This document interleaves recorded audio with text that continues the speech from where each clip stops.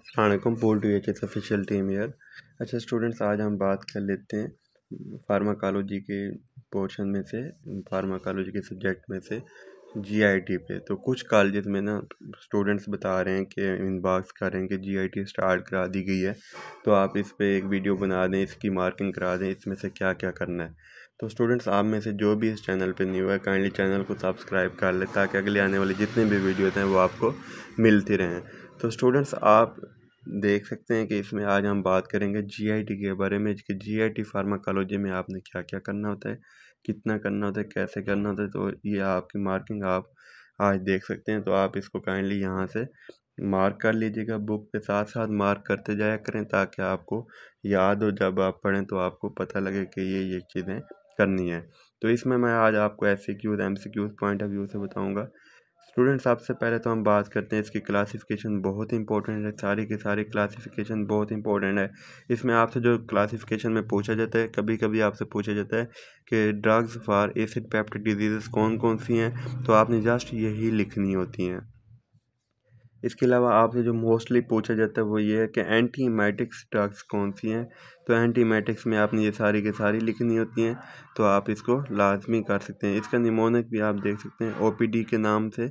ओ से आप ओनडेंसिट्रोन, पी से प्रोक्लोरपेराजीन, उसके बाद डाइफेनहाइड्रामीन। ये आप इस तरह से भी कर सकते हैं, जिसमें 5-HT3 ब्लॉकर है, D2 रिसेप्टर, H1 रिसेप्टर, ये सारे आपने करने होते हैं। ये इंपॉर्टेंट यूनिवर्सिटी क्वेश्चन है और आपसे पूछे जाते हैं। इसके बाद स्टूडेंट्स, इसमें से जो आपको ये पूछा जाता है क्वेश्चन वो ये है कि drugs used in acid peptic disease कौन सी हैं। तो हम एंटी एसिड देते हैं, वो आप पहले क्लासिफिकेशन में पढ़ के हैं।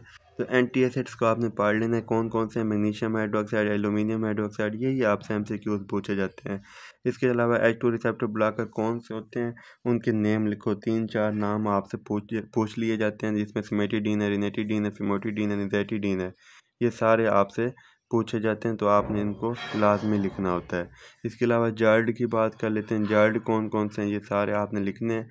इसके बाद स्टूडेंट्स, इसमें प्रोटॉन पंप इनहिबिटर में मेप्राजोल का फंक्शन क्या है, तो ओमेप्राजोल का फंक्शन आपने यहाँ से लिखना होता है। ये सारा का सारा कि पेरिटल सेल एच के, ये सारा एटीपेज वाला, ये सारा ये करना होता है। ये सारा आपसे डेफिनेशन इसकी आपसे पूछी जाती है, इसका मैकेनिज़्म और इसकी डिटेल ये सारी पूछी जाती है। इसकी टॉक्सिसिटी से क्या होता है, ये सारा पोर्शन आपने रीड करना है। सक्राल फेट का फंक्शन क्या है, एमसीक्यूज में पूछा जाता है। ये पॉलीमराइजिंग इन एसिड इन्वायरमेंट होता है स्टमक में, ये आपसे पूछा जाता है इस तरह से करके।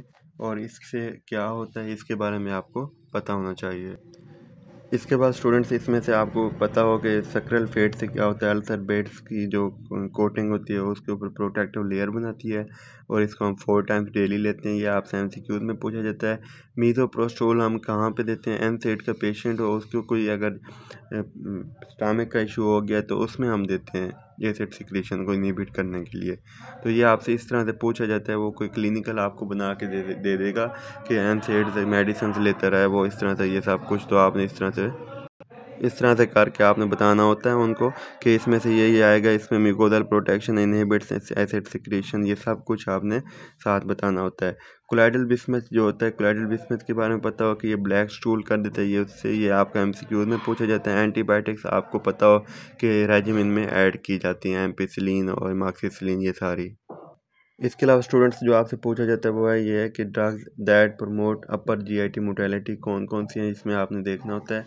पिथेनिन कोल है, ये सारे कोलिनोमिमेटिक, ये आप पहले पोर्शन एएनएस में पढ़ चुके हैं, आपने यहाँ से जस्ट रीड करना है। इसके बाद मेटोक्लोप्रम, माइडोडोम, पेरिडोन में इसमें आपसे डिफरेंस पूछा जाता होता है, तो आपने इसका डिफरेंस देख लेना है, यहाँ से रीड कर लेना है। इसके अलावा लैक्सेटिव्स का पता हो, लैक्सेटिव की ये टेबल बहुत इंपॉर्टेंट है, आपने लाजमी करनी है लैक्सेटिव की टेबल। इसका निमोनिक भी आप बना सकते हैं, बॉस। बी से आप बल्क फार्मिंग, ओ से ऑस्मोटिक, एस से stool for softening stimulant and O जो है इसमें और ओपियाइड के नाम से। इस तरीके आपने इसमें से 1-2 एग्जांपल भी लाजमी करने थे, यूनिवर्सिटी क्वेश्चन है इंपॉर्टेंट, तो आपने लाजमी करना होता है। इसके बाद स्टूडेंट्स, आपने इरिटेबल बाउल सिंड्रोम, इसमें जो जो ड्रग्स यूज़ हो रही हैं आपको ये पता होना चाहिए। जिसमें एलोसेट्रोन है, लुबिप्रोस्टोन है, ये आपसे पूछा जाता है।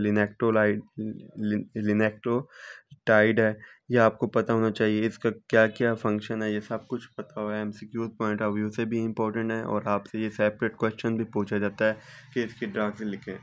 इसके बाद ड्रग्स एंटीमाइटिक एक्शन मैं आपको पहले बता चुका हूँ, आप जस्ट क्लासिफिकेशन वाला भी याद करके लिख दें तो इनफ है आपके लिए। इसके बाद स्टूडेंट्स हम बात कर लेते हैं कि IBD में कौन से इन्फ्लेमेटरी बाउल डिजीज़ में कौन कौन सी आ जाती हैं, तो वो आपको पता होना चाहिए।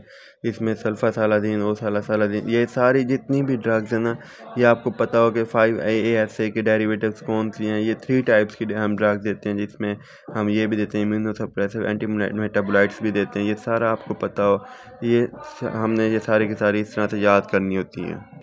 इसके बाद हम बात कर लेते हैं पैंक्रियाटिक एंजाइम रिप्लेसमेंट की, जिसमें स्टीटोरिया आ जाता है। ये आपने लाजमी करना होता है, ये आपसे पूछा जाता है MCQs के लिए। इसके अलावा स्टूडेंट्स इसमें से हम बात कर लेते हैं कि ये जो है इसमें drugs that inhibit formation of gallstones उसमें कौन सी है, तो ये आपने उर्सोडायोल, ये लाजमी करनी होते हैं, MCQs के लिए पूछी जाती है। ये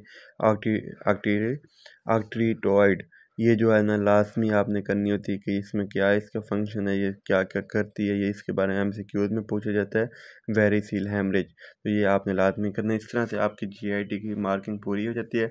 तो स्टूडेंट्स ये लास्ट वाले MCQs आप काइंडली मीनिंग के लाजमी किया करें, ये काफ़ी डिफ़िकल्ट टाइप हैं, ये भूलने लग जाते होते हैं, तो इनको आपने 1 दफ़ा नहीं, 2 दफ़ा नहीं, 3 दफ़ा करना होता है ताकि यह आपको याद रहे। तो इनको लाजमी किया करें और साथ में इनको करने के बाद बार बार रिवीजन भी किया करें। इसमें से लाजमी आते हैं यूनिवर्सिटी क्वेश्चन में, MCQs में पूछा जाता है, तो आपने इसको लाजमी करना। स्टूडेंट्स उम्मीद है आपको ये गाइडलाइंस की समझ आ गई होगी। तो आप में से कोई भी किसी को भी किसी टॉपिक पे गाइडलाइंस चाहिए होती हैं तो पहले तो वो चेक कर लिया करें, चैनल पे अवेलेबल होती हैं हर टॉपिक की। अदरवाइज़ ना अवेलेबल हों तो आप किसी भी वीडियो पे कमेंट कर सकते हैं, आपको नेक्स्ट वीडियो में वो उसकी गाइडलाइंस बना के भेज दी जाएंगी। तो थैंक यू सो मच। अल्लाह हाफ़िज़।